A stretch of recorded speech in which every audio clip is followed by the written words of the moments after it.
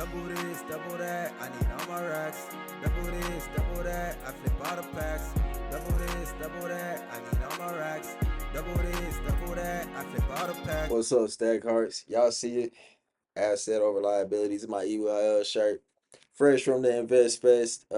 Man, Invest Fest went crazy. I got so much information to give y'all, and I want to, really give a detailed breakdown of everything. So I'm just gonna give y'all this short little video as a recap, and then next video y'all should expect, the full breakdown, what I really got from there.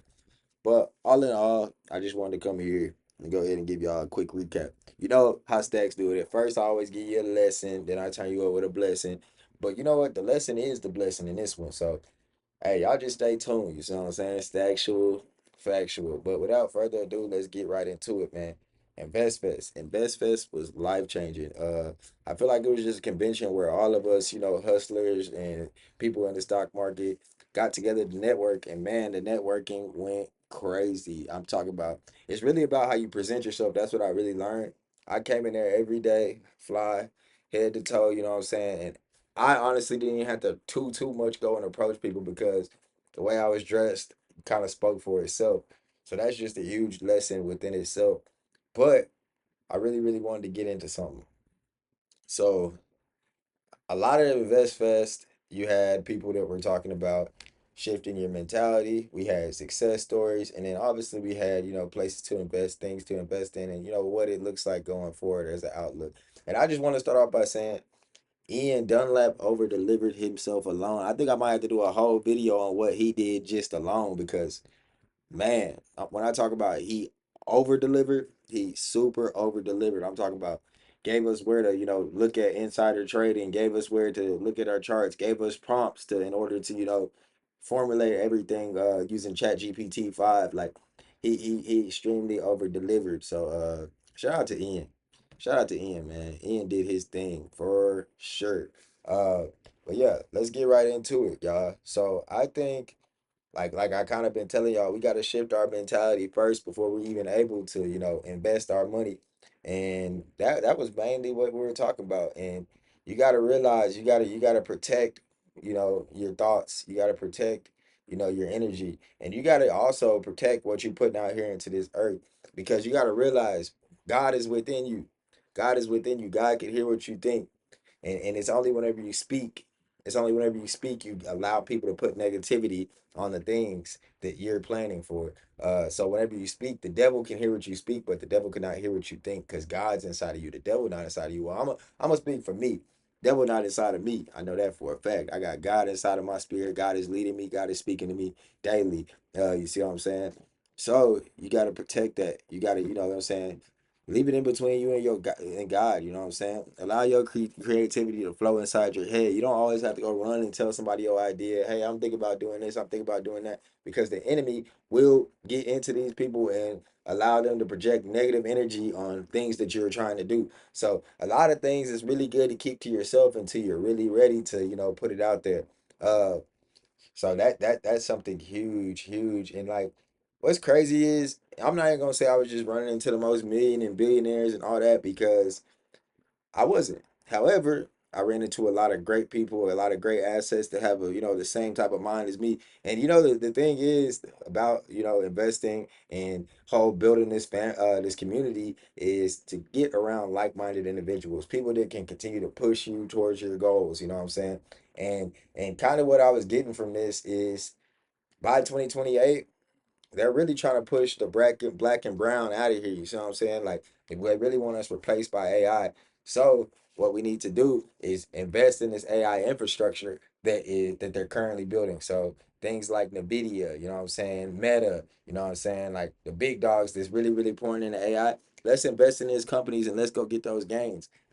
But while I say that, I got something that kind of like contradicts that just a bit because I was listening to Bitcoin Vegan speak. Shout out to Bitcoin Vegan. He did his thing too. That guy is a freaking genius and he has a crazy story.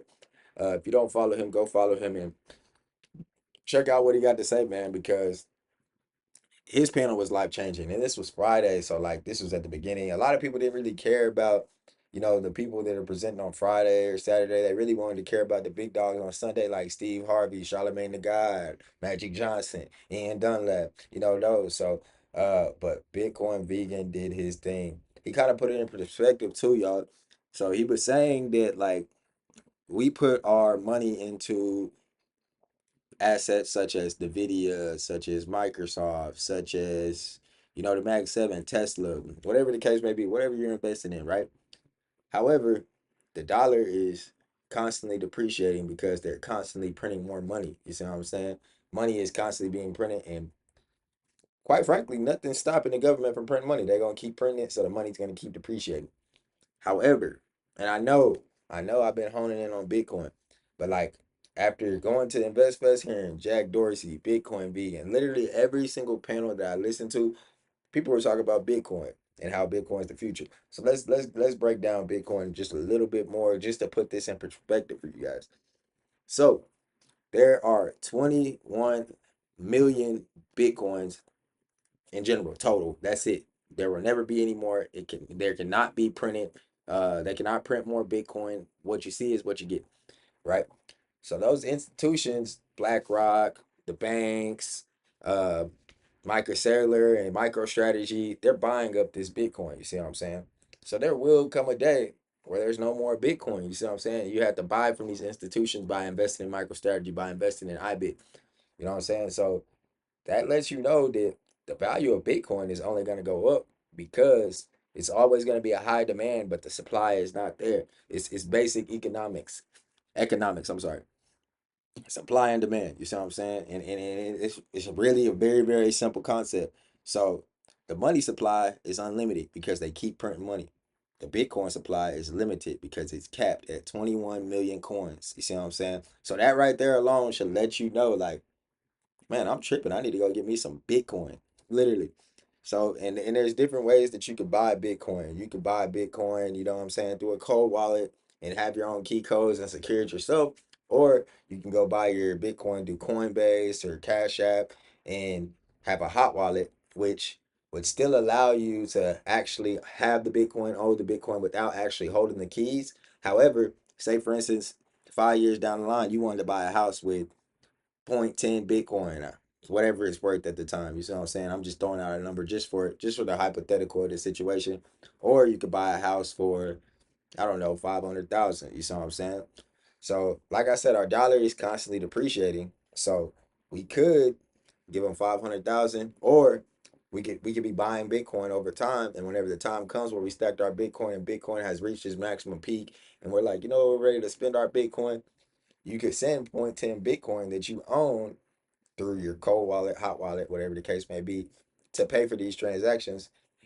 Whereas if you are owning IBIT or, whatever other Bitcoin ETF that you're purchasing with your dollar and you're not actually having the Bitcoin, but you're still getting the gains from the Bitcoin, uh, yeah, your dollar is ultimately depreciating still at the end of the day. So I really think the best case would be actually go get Bitcoin. You know what I'm saying? Figure out which way you want to do it, whether it's with a hot wallet, and I'm gonna have the hot wallet explanation right here, or whether it's with a cold wallet. I'm gonna put the cold wallet explanation. You know what I'm saying? So you can use either one of these options. You feel me? Hot wallet, cold wallet. But the fact of the matter is, if you want to be wealthy, if you do not want to get left behind, if you don't want your job being replaced, uh, go get some Bitcoin, and continue to buy Bitcoin constantly, consistently, every month, every week, whatever you can do, do it. But I just want to really explain the importance to you of getting assets over liabilities. You see what I'm saying? And Bitcoin is the highest returning asset in the world ever. You see what I'm saying? Uh, but yeah, like I said, I'm gonna go a little bit more in depth about what I learned at InvestFest. I just kind of wanted to get something out to you guys to let y'all know, kind of where Stacks is at with it. I'm really, really tripling down, quadrupling down on Bitcoin because that's one of the biggest takeaways that I had from InvestFest. The Bitcoin is that the dollar is constantly depreciating. Like I said, it's simple supply and demand.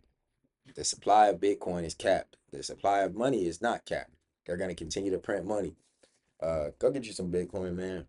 If you have not yet joined the Discord, Join the Discord, the link down below. We got a community team that's waiting, help you guys get to your next financial milestones and keep pushing it. And like Stacks always say, man, with family, community, and God, anything is possible. Right now, we building that family and community. Y'all go get closer to God, man. Hey, this is Stacks. I approve this message. Y'all be seeing me very, very, very soon with a very detailed breakdown. Hey, Stack Hearts, I love y'all. Y'all be safe out here.